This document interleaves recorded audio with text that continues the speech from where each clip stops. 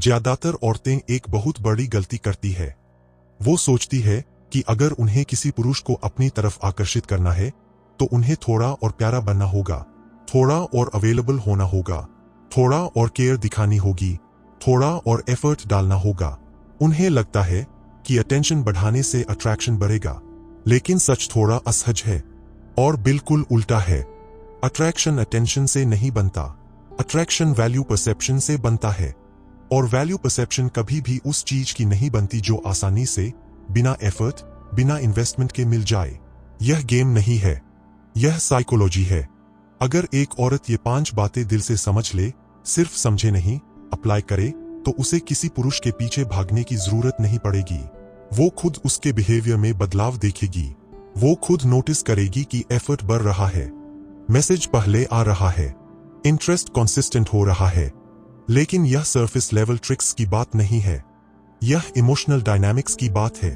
यह ego, attachment, scarcity और self worth की बात है। आज हम उन्हीं 5 बातों की बात करेंगे जो अट्रैक्शन को नेचुरल बनाती है, फोर्स नहीं। पहली बात, मर्द उस चीज की कद्र नहीं करता जो बिना एफर्ट के मिल जाए। यह हर्ष लगेगा, लेकिन यही फाउंडेशन है। पुरुष का दिमाग चैलेंज ओरिएंटेड होता है। वो नेचुरली उस चीज की तरफ पुल महसूस करता है जिसे अर्न करना पड़े। एफर्ट इन्वेस्टमेंट पैदा करता है, इन्वेस्टमेंट अटैचमेंट पैदा करता है, और जहां इन्वेस्टमेंट नहीं होता वहां अटैचमेंट नहीं टिकता।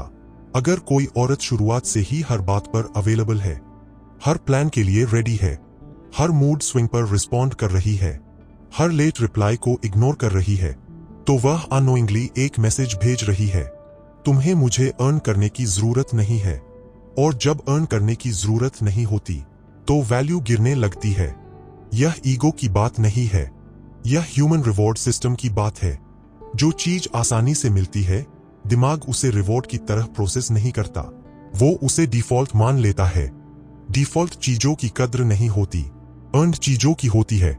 शायद आपको लगे, लेकिन प्यार में एफर्ट तो दिखाना चाहिए ना। हाँ, लेकिन एफर्ट और ओवर अवेलेबिलिटी अलग चीजें हैं। Effort means mutual investment, over availability means one sided validation. जब इन्वेस्टमेंट बैलेंस में नहीं होता, अट्रैक्शन धीरे धीरे इवेपोरेट होने लगता है। औरत को कोल्ड बनने की जरूरत नहीं है, लेकिन उसे इंस्टेंटली एक्सेसिबल बनने की भी जरूरत नहीं है। प्रेजेंस कंफर्ट देती है, एब्सेंस क्यूरियोसिटी पैदा करती है, और क्यूरियोसिटी अट्रैक्शन का पहला स्टेप है। अगर हर बार वही पहले मैसेज भेज रही है, वही प्लान बना रही है, वही एडजस्ट कर रही है, तो मर्द का सबकॉन्शियस धीरे धीरे रिलैक्स हो जाता है। उसे लगता है यह तो कहीं जा नहीं रही, और जहां लॉस पॉसिबिलिटी खत्म हो जाती है, वहीं से चेस इंस्टिंक्ट भी खत्म होने लगता है। पुरुष चेस करता है जब उसे लगता है कि जीत अभी बाकी है। अगर शुरुआत से ही जीत गारंटीड हो तो खेल में मजा नहीं रहता। यह मैनिपुलेशन नहीं है, यह स्कैर्सिटी प्रिंसिपल है। स्कैर्सिटी वैल्यू पैदा करती है, ओवर अवेलेबिलिटी कंफर्ट पैदा करती है, और कंफर्ट अट्रैक्शन का दुश्मन है जब वह बहुत जल्दी आ जाए। यह पहली बात है। लेकिन अभी कहानी यही खत्म नहीं होती, क्योंकि कई औरतें यह समझ लेती है कि अवेलेबल मत बनो, लेकिन वो दूसरी गलती कर बैठती है, डिस्प्रेशन की। दूसरी बात, जहां डिस्प्रेशन शुरू होती है वहां रिस्पेक्ट खत्म हो जाता है। अट्रैक्शन और रिस्पेक्ट एक ही लाइन पर चलते हैं। जहां रिस्पेक्ट गिरती है, अट्रैक्शन धीरे धीरे मरने लगता है। डिस्प्रेशन लाउड नहीं होती हमेशा, कभी कभी वह बहुत सटल होती है। बार बार चेक करना कि उसने देखा या नहीं, हर लेट रिप्लाई को पर्सनल लेना, ऑनलाइन देखकर एंजाइटी होना, हर मूड चेंज का रीजन पूछना, यह सब एक एनर्जी भेजता है। मुझे तुम्हारी जरूरत तुमसे ज्यादा है, और यह इम्बैलेंस अट्रैक्शन को डैमेज करता है। पुरुष प्यार से नहीं भागता, वो प्रेशर से भागता है। प्रेशर इमोशनल डिपेंडेंसी से पैदा होता है। इमोशनल स्टेबिलिटी मैग्नेटिक होती है, इमोशनल डिपेंडेंसी हैवी लगती है। जब एक औरत खुद को कांस्टेंट एक्सप्लेन कर रही होती है, जस्टिफाई कर रही होती है, रिएक्ट कर रही होती है, तो वह अननोइंगली अपने इमोशनल सेंटर को बाहर दे रही होती है। और जब इमोशनल सेंटर बाहर चला जाता है तो सेल्फ रिस्पेक्ट अंदर से हॉलो होने लगती है। रिस्पेक्ट कोई शब्द नहीं है, यह बिहेवियर से महसूस होती है। अगर आप कह रही है मुझे ये पसंद नहीं, लेकिन टॉलरेट कर रही है, तो आपका सबकॉन्शियस मैसेज क्लियर है, मैं खुद को लूज करने के लिए तैयार हूं। और जहां सेल्फ रिस्पेक्ट कॉम्प्रोमाइज होती है, वहीं अट्रैक्शन अनस्टेबल हो जाता है। यहां एक सटल लेकिन पावरफुल इक्वेशन है। Desperation means loss of mystery, loss of mystery means loss of attraction. मर्द उस औरत की तरफ खींचता है जिसे वह पूरी तरह समझ नहीं पाता, लेकिन जिसे वह इमोशनली प्रेडिक्टेबल समझ ले। उसमें क्यूरियोसिटी कम होने लगती है। डेस्परेशन क्यूरियोसिटी को मार देती है। काम एनर्जी क्यूरियोसिटी पैदा करती है। और यही वह जगह है जहां बहुत सी औरतें डर जाती है। उन्हें लगता है अगर मैं रिएक्ट नहीं करूंगी तो कहीं वह दूर ना हो जाए। लेकिन सच्चाई यह है, रिएक्ट करना अक्सर डिस्टेंस बढ़ाता है। इमोशनल रेगुलेशन अट्रैक्शन का साइलेंट वेपन है। औरत को साइलेंट ट्रीटमेंट नहीं देना है, कोल्ड नहीं बनना है, गेम नहीं खेलना है, उसे बस ग्राउंडेड रहना है। जब वह ग्राउंडेड रहती है तो पुरुष सबकॉन्शियसली यह महसूस करता है कि उसे स्टेप अप करना पड़ेगा, क्योंकि काम एनर्जी चैलेंज क्रिएट करती है। डेस्परेशन सेफ्टी क्रिएट करती है। सेफ्टी कंफर्ट देती है। कंफर्ट अर्ली स्टेज अट्रैक्शन को किल कर देती है। और यही दूसरी बात खत्म होती है। लेकिन असली शिफ्ट अभी बाकी है, क्योंकि एफर्ट और डेस्परेशन समझ लेना काफी नहीं है। तीसरी बात, इमोशनल स्टेबिलिटी मर्द के ईगो को चैलेंज करती है। यह बात सटल है, लेकिन बेहद पावरफुल है। ज्यादातर लोग सोचते हैं कि अट्रैक्शन लुक से बनता है। कुछ लोग सोचते हैं कि कम्युनिकेशन स्किल से बनता है। लेकिन मैच्योर पुरुषों के लेवल पर अट्रैक्शन इमोशनल स्टेबिलिटी से बनता है। क्यों? क्योंकि इमोशनल स्टेबिलिटी रेयर है। जब कोई औरत हर बात पर रिएक्ट नहीं करती, हर लेट रिप्लाई पर पैनिक नहीं करती, हर मूड स्विंग पर कॉन्फ्रंटेशन नहीं करती, तो वह एक एनर्जी क्रिएट करती है, कंट्रोल्ड, ग्राउंडेड, सेंटर्ड। और यह एनर्जी मर्द के ईगो को डिस्टर्ब करती है। डिस्टर्ब क्यों? क्योंकि उसका सबकॉन्शियस यह सोचने लगता है, यह मुझे कंट्रोल करने की कोशिश नहीं कर रही, तो क्या यह मुझे नीड भी नहीं करती? और यहीं से चेस इंस्टिंक्ट एक्टिवेट होती है। पुरुष नेचुरली उस जगह इन्वेस्ट करता है जहां उसे अनसर्टेनिटी महसूस होती है। Uncertainty is equal to curiosity. Curiosity मतलब मेंटल इन्वेस्टमेंट। मेंटल इन्वेस्टमेंट मतलब इमोशनल अटैचमेंट। जब औरत इमोशनली स्टेबल रहती है तो वह मेंटली स्पेस क्रिएट करती है, और मेंटल स्पेस में ही अट्रैक्शन ग्रो करता है। लेकिन यहां एक डर आता है, शायद आपके दिमाग में भी आया हो, अगर मैं ज्यादा काम रहूंगी तो क्या वह सोचेगा कि मुझे फर्क ही नहीं पड़ता? यह कॉमन फियर है। लेकिन फर्क और पैनिक दो अलग चीजें हैं। इमोशन फील करना नेचुरल है, इमोशन एक्सप्लोड करना इंस्टेबिलिटी है। जब औरत हर बार इमीडिएट क्लैरिफिकेशन मांगती है, हर बात पर तुम ऐसा क्यों कर रहे हो पूछती है, तो वह अननोइंगली प्रेशर क्रिएट कर रही होती है। प्रेशर अट्रैक्शन का दुश्मन है। Pressure distance. पुरुष दबाव में दो काम करता है, या तो डिफेंसिव हो जाता है या डिस्टेंस क्रिएट करता है। लेकिन जब उसे स्पेस मिलता है, वह खुद अपनी सिंसेरिटी प्रूव करना चाहता है। क्यों? क्योंकि ईगो वैलिडेशन लूप एक्टिवेट होता है। जब उसे यह फील होता है कि सामने वाली औरत इमोशनली स्टेबल है, तो उसे इंटरनली प्रूव करने का अर्ज आता है कि मैं वर्दी हूं, और यह अर्ज चेस में बदल जाता है। इमोशनली अनस्टेबल रिएक्शन मर्द को पावर देती है। इमोशनली स्टेबल रिस्पॉन्स उसे एफर्ट करने पर मजबूर करता है। यह मैनिपुलेशन नहीं है, यह पोलैरिटी है। मास्कुलिन एनर्जी नेचुरली परस्यू करती है जब फेमिनिन एनर्जी ग्राउंडेड होती है। लेकिन ग्राउंडेड का मतलब कोल्ड नहीं। ग्राउंडेड का मतलब तुम्हारा इमोशनल सेंटर तुम्हारे अंदर है। तुम्हारा मूड उसके रिप्लाई टाइम से कंट्रोल नहीं होता। तुम्हारी सेल्फ वर्थ उसके अटेंशन से डिसाइड नहीं होती। और जब यह शिफ्ट हो जाता है तो डायनामिक बदल जाता है, क्योंकि अब वह तुम्हें लूज करने से नहीं, तुम्हें इंप्रेस करने से कंसर्न हो जाता है। और यही इमोशनल पावर शिफ्ट है। लेकिन अभी भी एक लेयर बाकी है, क्योंकि इमोशनल स्टेबिलिटी के बाद आती है स्केर्सिटी। चौथी बात, स्केर्सिटी वैल्यू पैदा करती है, ओवर अवेलेबिलिटी कंफर्ट पैदा करती है। यह कॉन्सेप्ट सिंपल लगता है, लेकिन बहुत कम लोग जेन्युइनली अप्लाई कर पाते हैं। स्केर्सिटी का मतलब अनअवेलेबल होना नहीं है। स्केर्सिटी का मतलब सिलेक्टिव होना है। डिफरेंस समझिए। Unavailable is equal to cold, distant, uninterested.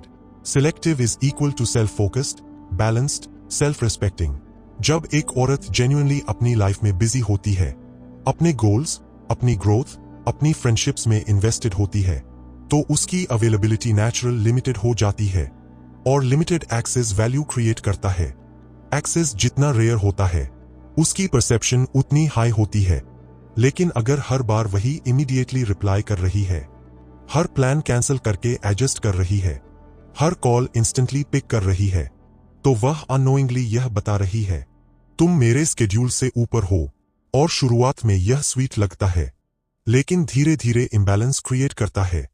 Imbalance attraction को अनस्टेबल बनाता है। स्केर्सिटी प्रिंसिपल सिंपल है। Too much presence kills mystery, balanced absence fuels curiosity.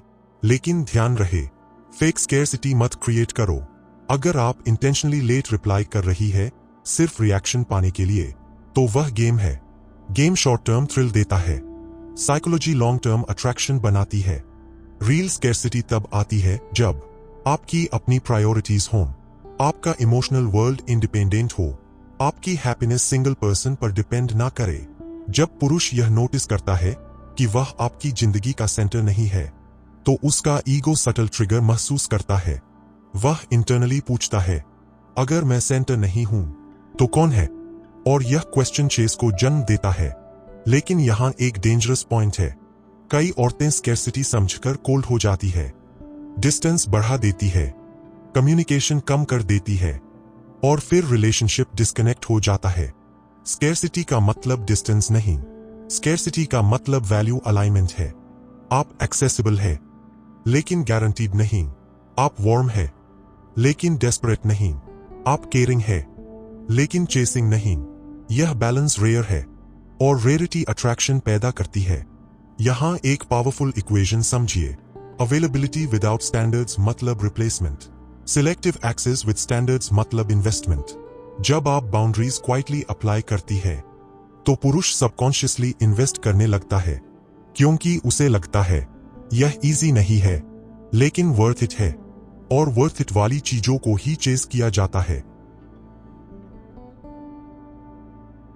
पांचवी बात, जब औरत खुद को प्राइज मान लेती है, तभी मर्द उसे जीतना चाहता है। यह ईगो की बात नहीं है, यह आइडेंटिटी की बात है। ज्यादातर औरतें अट्रैक्शन को बाहर से देखती है। मैं उसे कैसे इंप्रेस करूं? मैं ऐसा क्या करूं कि वह मुझे चूज करे? मैं क्या बदलूं कि वह कमिटमेंट दे? लेकिन असली सवाल उल्टा है, क्या वह मुझे डिजर्व करता है? जैसे ही यह सवाल जेन्युइन हो जाता है, एनर्जी शिफ्ट हो जाती है। प्राइज माइंडसेट एरोगेंस नहीं है, prize mindset self worth clarity है। जब एक औरत इंटरनली यह बिलीव करती है कि मैं रिप्लेसेबल नहीं हूं, मैं ऑप्शन नहीं हूं, मैं एफर्ट डिजर्व करती हूं, मैं कंसिस्टेंसी डिजर्व करती हूं, तो उसका बिहेवियर सटली बदल जाता है। वह ओवर एक्सप्लेन नहीं करती, वह ओवर गिव नहीं करती, वह ओवर रिएक्ट नहीं करती। क्यों? क्योंकि उसे कन्विंस करने की जरूरत नहीं होती। और यही वो पॉइंट है जहां पुरुष सबकॉन्शियसली महसूस करता है, यह मुझे विन करनी है। पुरुष नेचुरली कंपटीशन ओरिएंटेड होते हैं, लेकिन कंपटीशन तभी एक्टिवेट होता है जब प्राइज वैल्यूएबल लगे। अगर औरत खुद को प्राइज नहीं मानती, तो पुरुष उसे प्राइज क्यों मानेगा? Self perception directly attraction dynamic को इन्फ्लुएंस करती है। अगर आप खुद इंटरनली फील करती है कि मुझे खोने में उसका ज्यादा नुकसान नहीं है, तो आप अननोइंगली बिहेव भी वैसे ही करेंगी। लेकिन अगर आप जेन्युइनली जानती है कि मैं पीस हूं, मैं ग्रोथ हूं, मैं लॉयल्टी हूं, मैं डेप्थ हूं, तो आपकी प्रेजेंस अलग हो जाती है। प्रेजेंस लाउड नहीं होती, प्रेजेंस फेल्ट होती है। और जब प्रेजेंस पावरफुल होती है, तो चेस नेचुरल हो जाता है। Identity shift. अब एक अनकंफर्टेबल सच, अगर आपको बार बार चेस करना पड़ रहा है, बार बार प्रूव करना पड़ रहा है, बार बार रिमाइंड करना पड़ रहा है कि मैं इंपॉर्टेंट हूं, तो इशू टेक्निक का नहीं है, इशू अलाइनमेंट का है। Healthy masculine energy naturally pursue करती है। जब सामने ग्राउंडेड फेमिनिन एनर्जी होती है, लेकिन अगर सामने इमोशनली अनअवेलेबल या इमेच्योर माइंडसेट है तो कोई भी साइकोलॉजी काम नहीं करेगी। आप चेस अट्रैक्ट कर सकती है लेकिन कैरेक्टर मैन्युफैक्चर नहीं कर सकती। यह समझना जरूरी है। इसलिए यह वीडियो ट्रिक्स नहीं सिखा रहा, यह फिल्टर सिखा रहा है।